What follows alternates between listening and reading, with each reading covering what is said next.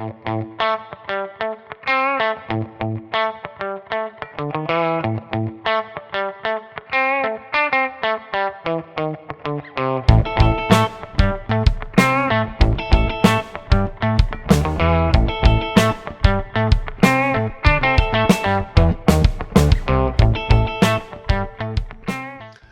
is the Senior Beat.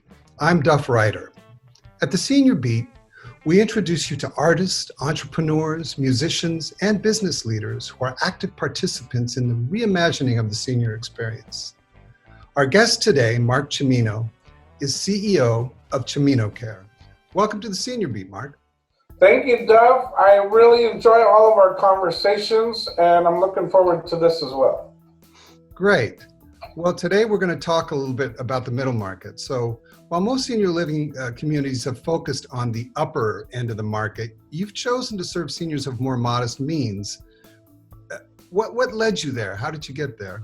Well, that honestly, by default, by organic nature, our family comes from very humble beginnings, and my mother, the matriarch of our family business, she years ago was trying to help a neighbor find a care facility.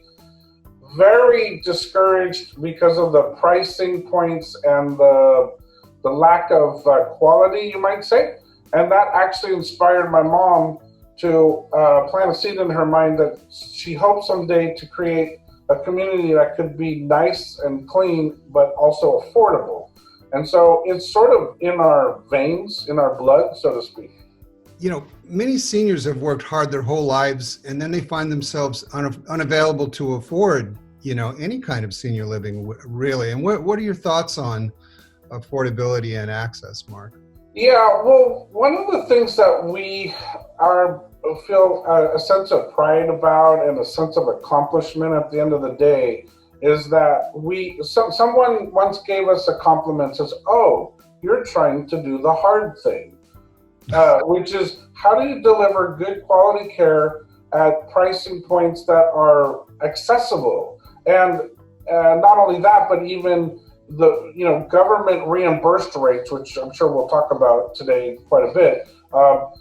And it's not easy. It's a very difficult thing because newer construction is very expensive. And so if you're doing it based on conventional financing and needing returns quickly, that makes it almost impossible in some spaces, or very difficult to deliver good quality care. So we've developed sort of a system of looking at older buildings that need to be repositioned. So our property costs are way less, and then we're very, very, very efficient and have less overhead, and then we pass that on. It's not like we are efficient, so we put money in our pocket. A lot of our business has been inspired by service, and so that's what we pride ourselves on. Yeah, and that's quite a different model, and I think that's a good explanation for this organic growth, this sort of homegrown approach that you've taken leads you to serve this middle market as opposed to the upper end where you've got a lot of capital coming in and they're bringing in executive chefs and God knows what. One of my fun lines is we actually use it from time to time is, we don't answer to Wall Street. Yeah. Well, we answer to our residents and our families and our team. Yeah, which is the way I think anybody that is thinking of moving in or has parents, that are eligible, that's what they want to hear, is that this is on them. So that's a great thing. In order to do this, you've become recognized actually as an expert on administration of programs that are designed to help people of modest means to afford senior living. And I'm talking particularly about the PACE program and the ALS program, the assisted living waiver. Can you elaborate a little bit on those and how you guys Sure. Yeah, those. It's actually an area when I speak, my titles on my presentations are usually called the emerging trend of third-party payer systems, because 99.9% of the assisted living industry, even to this day, is private pay market, right? And so we pride ourselves that we're sort of in the forefront of ushering in these government reimbursed programs or quasi-government reimbursed programs. So the PACE is Program for All-Inclusive Care for the Elderly, and that's a model that's been expanding very rapidly in recent years. And we become a vendor for when their participants in their program need long-term care, they will contract with us to take care of them.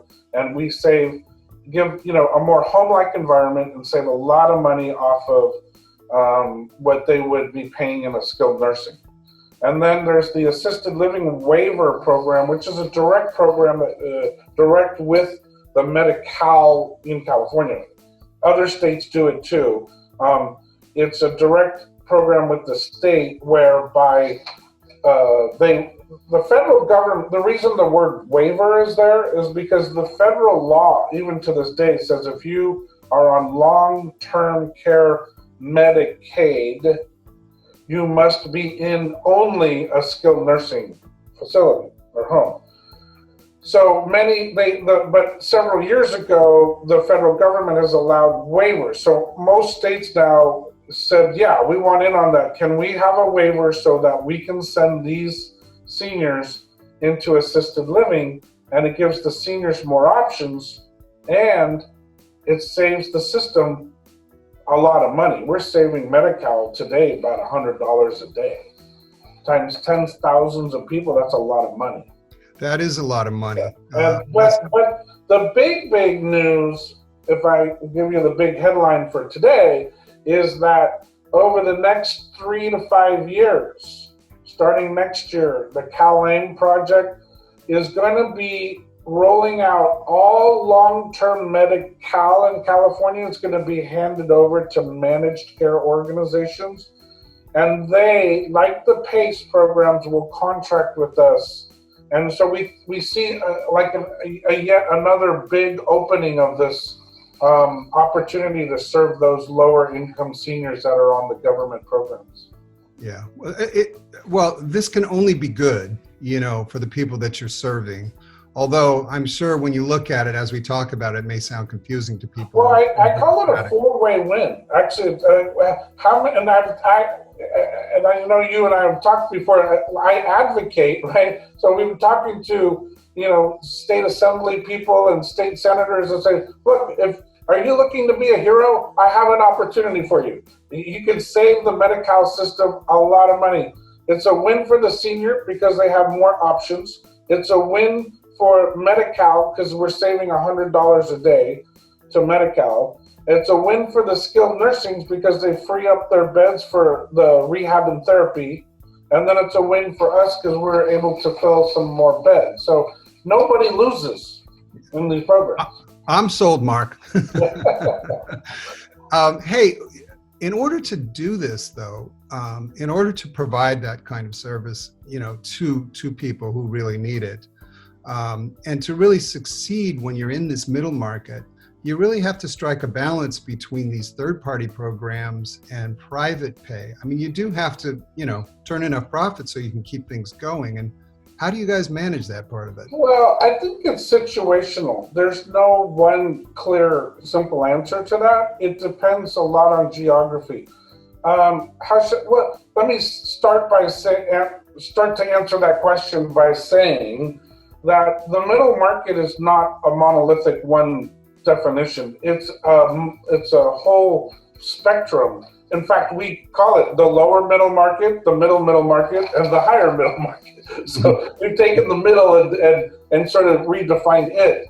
And then that's the private pay middle market, and then there's the program, third-party payer program reimbursed part of it too. So it's very complex, and it depends on the property. So, for example, here in Northern California, in the Bay Area, the balance, we might be lucky to get a community that has just a limited number of beds available for those programs because the economics don't allow it to go full or large, impact in that building.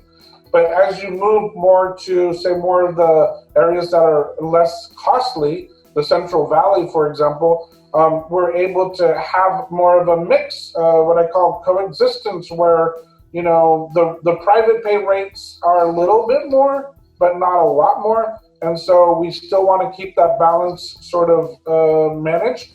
But then there's even some other areas where we have a couple buildings where our private pay rates, believe it or not, our private pay rates and the reimbursed rates are about the same, almost identical. Wow. So to us, in one sense, it sort of doesn't matter.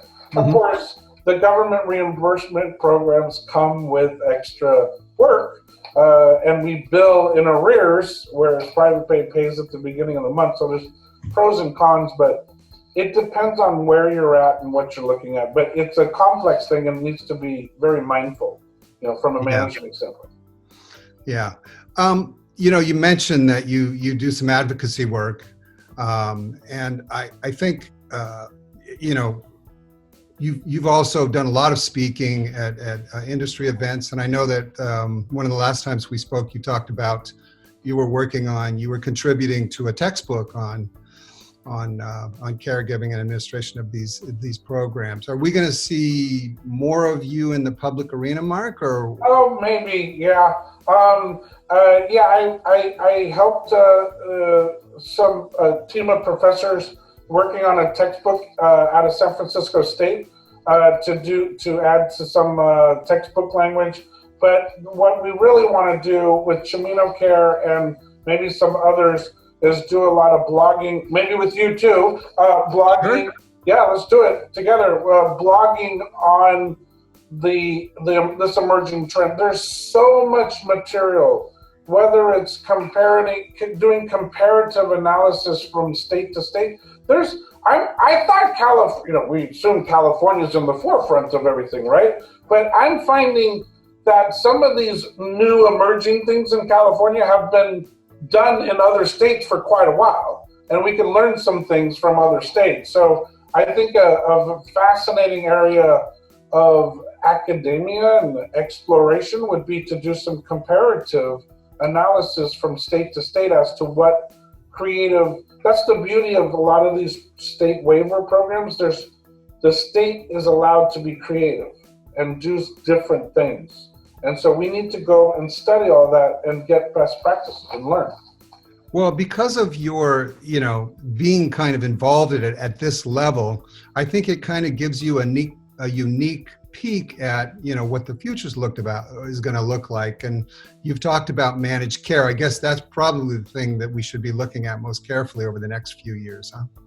Yeah. So let me kind of drill down a little bit on managed care. So imagine, up until now, there's been managed care. Obviously, that's not a new term. In one sense, the PACE programs are a model of managed care because they're given certain funds, and the expectation is you do the best you can to care for these seniors. Because if you do it well and keep your costs down, you make money. If you don't do it well and your costs exceed, that's on you. It's like you're shifting the risk.